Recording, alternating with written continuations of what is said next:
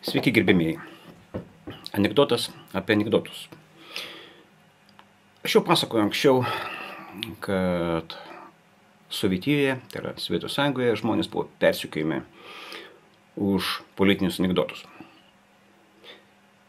Tai buvo ne tik Sovietų Sąjungoje. Nacistinėje Vokietijoje buvo labai panašiai. Anekdotas.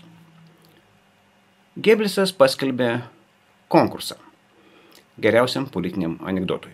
Pirma vieta – 5 metai kalėjimo. Antra vieta – 3 metai koncentracijos stovykloje. Ir trečia vieta – savaitė Gestapo rūsiuose su kankinimais.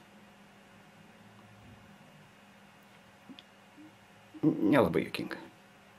Geros jums dienos.